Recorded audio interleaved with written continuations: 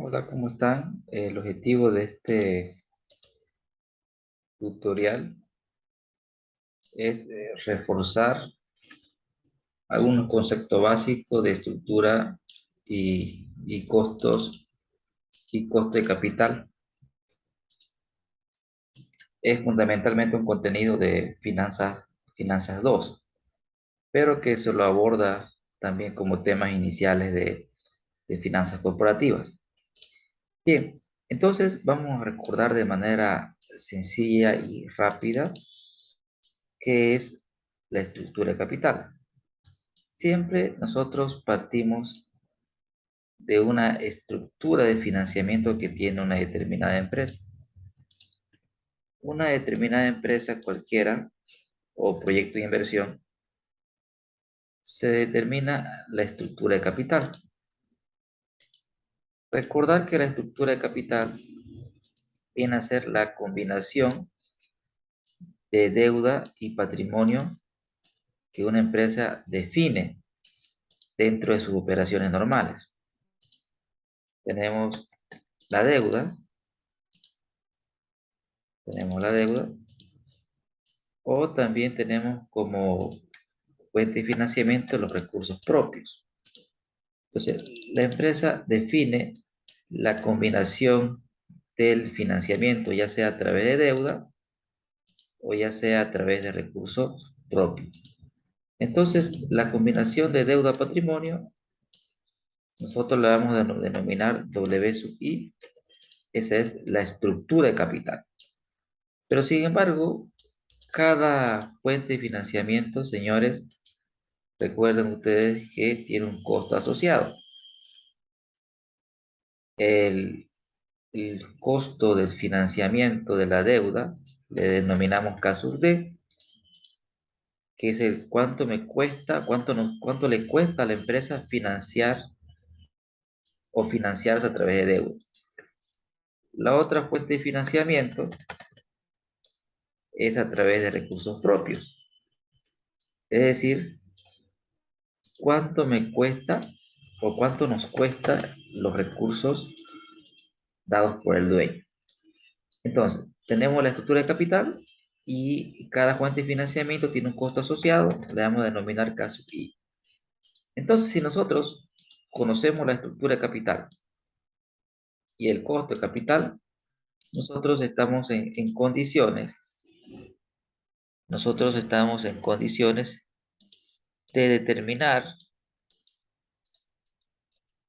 nosotros estamos en condiciones, no estoy buscando esto, nosotros estamos en condiciones de poder determinar lo que se llama costo promedio ponderado de capital. El costo promedio ponderado de capital. Entonces, el costo promedio ponderado de capital, en términos sencillos, es cuánto le cuesta a la empresa el financiamiento. ¿Cuánto me cuesta el financiamiento? Entonces, el costo lo representamos por una tasa, repito el nombre, costo promedio ponderado de capital. Es una tasa porcentual que me indica el costo del financiamiento. Cuánto a la empresa le cuesta financiarse. Entonces, para entender este concepto, vamos a hacer un ejemplo de un práctico que se le dio a ustedes para que resuelvan, donde el primer problema que me indica que tenemos una inversión, usted tiene que hacer una inversión de 200.000 bolivianos. Para tal efecto, me da la estructura de financiamiento,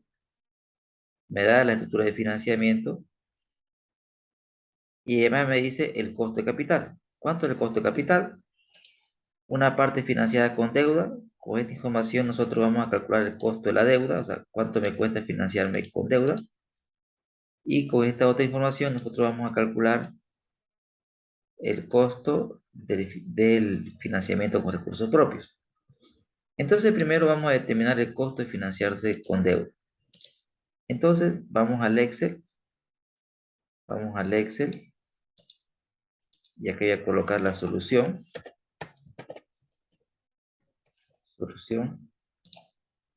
Y lo que voy a hacer, a extraer los datos del Word, de esta parte.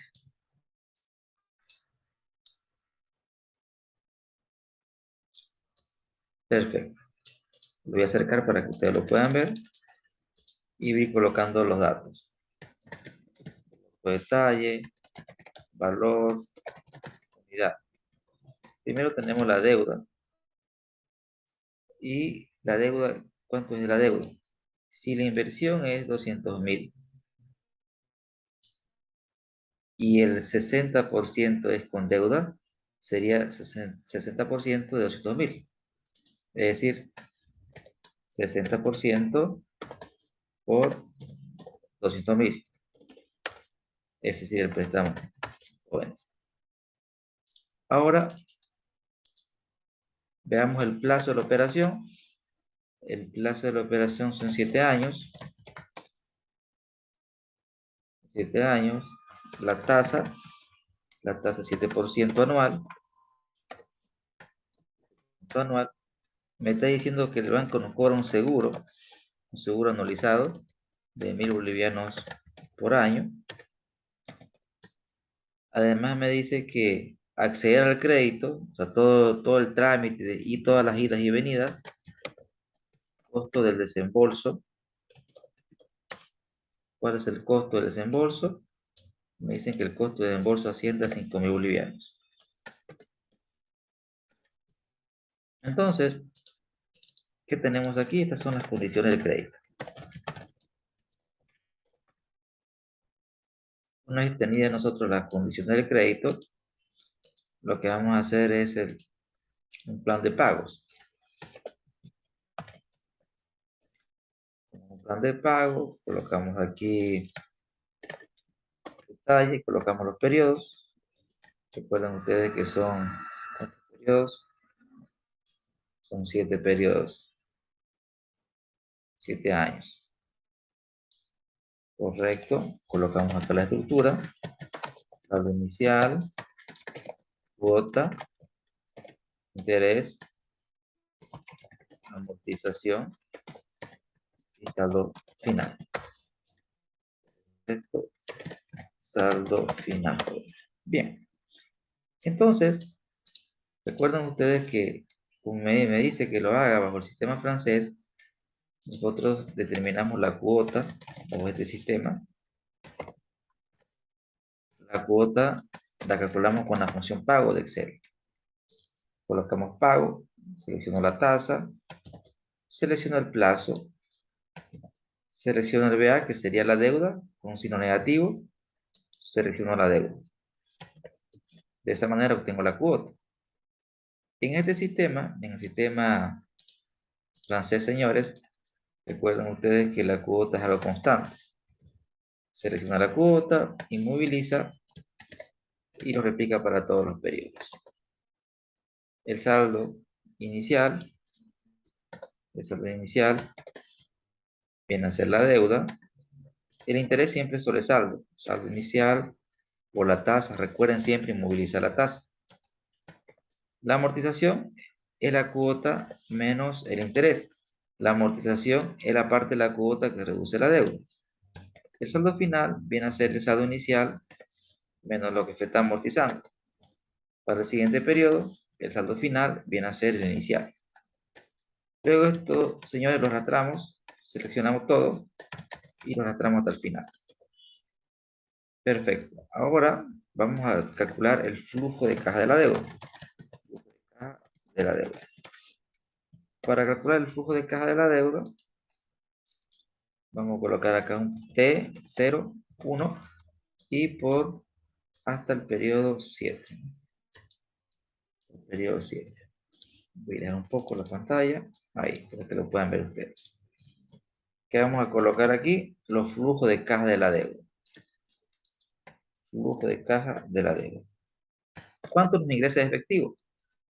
El banco nos va a dar 120.000 a esto que nos va a dar el banco. Nosotros le vamos a restar todo lo que nos costó el desembolso, todos los trámites, 5.000. Ese neto, ¿cuánto nos ingresó en caja? los 120.000 es el préstamo menos cuánto nos costó los trámites, o sea, 5.000. ¿Cuánto nos costó las idas y venidas? ¿Y cuántas son mis salidas? Mis salidas de efectivo serían igual a ¿qué? La cuota que voy a pagar, pero el banco no va a cobrar un seguro, más el seguro. Recuerden ustedes inmovilizar el seguro. De esa forma tenemos los flujos de caja de la deuda. Entonces, ¿cómo calculo el costo de la deuda? Recuerden ustedes que el costo de la deuda, le llamo KD, es una tasa anual. Y recuerden que el KD era igual a la TIR multiplicado por 1 menos el IUE. 1 menos el IUE, el impuesto a las utilidades. En Bolivia el IVA es 25%, eso varía dependiendo de cada país.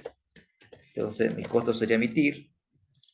Seleccionen ustedes, chicos, los flujos de caja por 1 menos el 25% en el caso de Bolivia. Y señores, les presento al costo de la deuda. Entonces, financiarme a través de deuda tiene un costo de 7,16%. Es decir, que aquí el costo de la deuda sería 7,16%. Ya tenemos este dato aquí. Ahora vamos a determinar el costo de los recursos propios. Costo de los recursos propios. Costo de los recursos. ¿Cuánto me cuesta el dueño? O sea, ¿cuánto me cuesta el dinero del dueño? Entonces, para eso, igual tengo información dentro del enunciado. Déjenme que lo copie. Insertar. Ok. Ok. Ahí. Entonces, aquí coloco, como siempre, coloco los datos, detalle, valor, unidad. Entonces, ¿qué hacemos, señores? Lo que hacemos es, aquí, ¿qué me dice? Me da una tasa libre de riesgo, 2% anual, me está dando el rendimiento del mercado, 10% anual, me da dando el beta U, el beta desapalancado, 0,9 veces, me está, me está dando el riesgo país es 3% anual. Perfecto. Entonces, lo primero, si tengo el beta, tengo, fíjense ustedes, el beta desapalancado. Necesito también la estructura de financiamiento. ¿Cuánto es deuda? Ah, eso ya lo tenemos. Fíjense que aquí me dice la estructura de financiamiento. 60% será con deuda. Ya. Eso me está diciendo que aquí sería 70%. Creo que vi mal. El 70. ¿Dónde está? Ah, perdón, 60, ¿no? 60% sería la deuda. Señores. Y aquí el patrimonio sería por diferencia, pues 40, ¿no? Ahí tenemos la estructura de financiamiento. Entonces, aquí tenemos 60 deuda y patrimonio 40, señores. Lo primero que vamos a encontrar es el beta apalancado, el beta L. Beta L. Recuerden ustedes cómo calculamos el beta L. Aquí lo voy a hacer rapidito. El beta L, aquí es igual al beta U multiplicado por 1 más que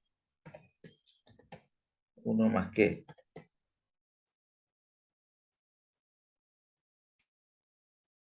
1 más que la estructura. Mejor lo voy a escribir con ecuaciones, se ve un poco más estético, ¿no?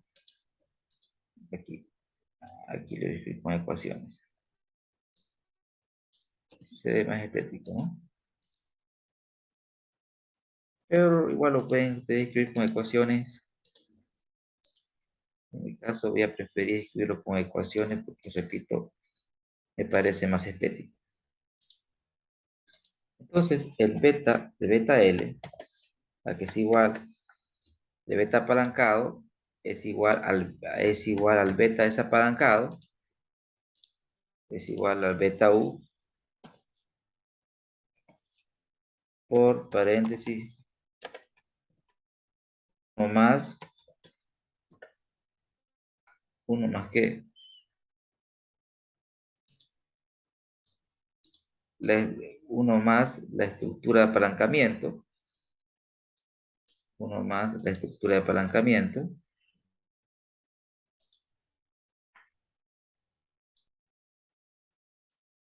y por 1 menos el IUE multiplicado, o bueno, en realidad no es 1 menos el IVA, en general es T, digamos, son los impuestos, ¿no? Por la estructura de deuda sobre patrimonio. Esa es la fórmula para encontrar el beta apalancado. Entonces, ¿cómo calculo el beta apalancado? Que también se mide en veces. Ustedes tienen que seguir esa fórmula. Beta U por 1 más 1 menos 0,25 en el caso de Bolivia, por deuda sobre patrimonio. De esa manera encuentran ustedes el beta apalancado. Miren, ahí les dejo la fórmula propuesta por el profesor Amada, ¿no? En el año 1972. Bien, entonces este beta apalancado, señores, recuerden la teoría, el beta apalancado reconoce la presencia de la deuda. El beta mide riesgo de mercado, mide cuán sensible es el rendimiento de la empresa ante cambios en el mercado. Cuando una empresa no tiene deuda, entonces no es, el mercado la afecta, pero no tanto. Pero si incorporamos la deuda, cualquier cambio en el mercado afecta mucho más al rendimiento de la empresa. Es decir, que el apalancamiento podemos decir que aumenta la sensibilidad de rendimiento de la empresa ante cambios en el rendimiento del mercado. Bien, entonces al aumentar el beta ya nosotros podemos aplicar nuestro modelo ampliado, el modelo que es sugerido para América Latina, o para países que no cuentan con una bolsa de valores muy desarrollada como la de Bolivia, por ejemplo, donde el modelo sería el siguiente: tasa libre de riesgo más el rendimiento del mercado menos rendimiento menos la tasa libre de riesgo multiplicado ¿por qué? Multiplicado por el beta L que hemos encontrado, más el riesgo país, el LP. Entonces, con esa información nosotros podemos encontrar el CAE, cuánto pide rentabilidad de inversionista, y es una tasa anual. ¿Qué tenemos entonces? Tasa libre de riesgo más que, abro paréntesis, rendimiento de mercado, menos la tasa libre de riesgo, multiplicado por el beta L, más el riesgo país. Ok, tenemos el costo de recursos propios, que es, a ver, démosle más decimales, 20,30. Aquí sería 20,30. 20,30%. Entonces, señores, ¿qué tenemos? Tenemos la estructura y tenemos el costo capital. Entonces, ¿qué sigue? Determinar el costo promedio ponderado de capital. Entonces, ¿cómo, queridos estudiantes, ustedes determinan el costo promedio ponderado de capital? Sencillo. ¿Qué tenemos aquí? Fuente de financiamiento. Tenemos deuda, tenemos equity, deuda, el peso de la deuda, el costo de la deuda, el peso de la deuda, ya lo tenemos, fíjense, 60-40, esa es la estructura de financiamiento, 60 aquí, 40. Perfecto. Entonces, el costo de cada fuente de financiamiento, queridos estudiantes, el costo de la deuda, aquí lo tenemos, 7,16, el costo de recursos propios, lo acabamos de calcular. Entonces, ¿qué tenemos aquí? ¿Qué nos faltaría? Recuerden ustedes la fórmula que nos permite calcular el costo promedio ponderado de capital. El costo promedio ponderado de capital, ¿a qué es igual? No quiere escribir mi ecuación. No. Insertar. Ok. Costo promedio ponderado de capital, ¿a qué es igual? Es igual a una sumatoria. ¿La sumatoria de qué? De la fuente de financiamiento número 1 hasta la fuente de financiamiento enésima, donde usted, ¿qué va a hacer?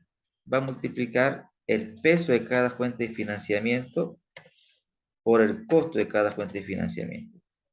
Es decir, ¿qué nos faltaría acá, señores? Multiplicar el peso por el costo de cada fuente de financiamiento. Es decir, este señor por este señor.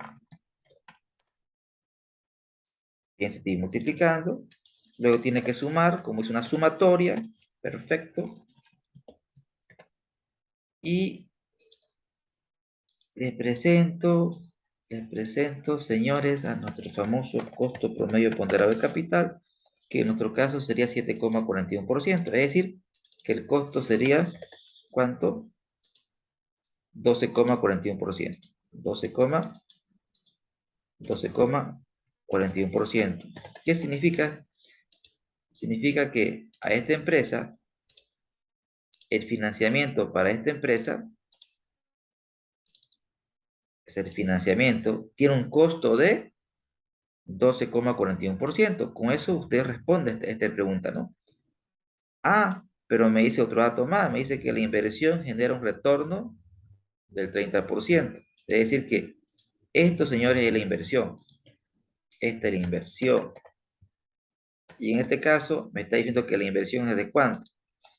De 200.000 bolivianos. Estamos en Bolivia, 200.000 bolivianos. O sea, ahí tenemos la inversión, queridos estudiantes.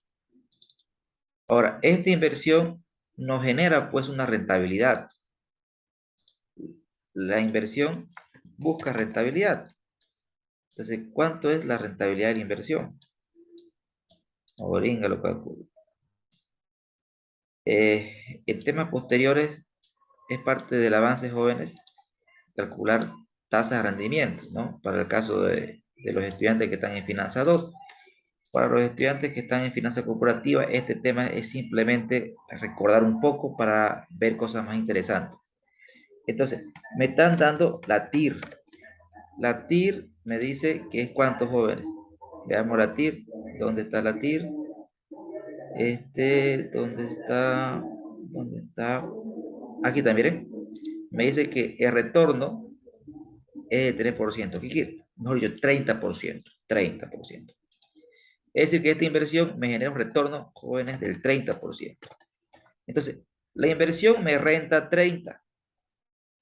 El financiamiento me cuesta 12,41. ¿Qué hacemos entonces? ¿Aceptamos o rechazamos? Claramente, si el rendimiento de la inversión supera el costo de la fuente de financiamiento, señores, la inversión se tiene que aceptar. En consecuencia, la respuesta sería, la inversión se debería aceptar puesto que genera valor. ¿Por qué genera valor? Porque el rendimiento supera el costo. Cuando el rendimiento, jóvenes, supera el costo, quiere decir que esta inversión renta lo suficiente. ¿Para qué? Para hacer feliz al banco, para hacer feliz al dueño y aparte sobra. Sobra. Eso quiere decir generar valor. Cumplir, más que cumplir, superar las expectativas de estos señores. Cuando el rendimiento supera el costo, quiere decir que esta inversión genera los suficientes flujos como para pagar al banco, cubrir la expectativa del dueño y no solamente cubrirla, sino superar sus expectativas. Por razones de tiempo, jóvenes, no voy a resolver otro problema más. Quedan estos problemitas que son parecidos. Este problema es parecido a... Este problema de aquí, chicos, es parecido a este punto. Así que el video les va a ayudar. Y este otro problema, el costo de recursos propios, es parecido a este punto. Así que con el video se van a ayudar. Muy bien, eso es todo. Espero que nos veamos en el examen y lo den excelentes, jóvenes. Hasta luego.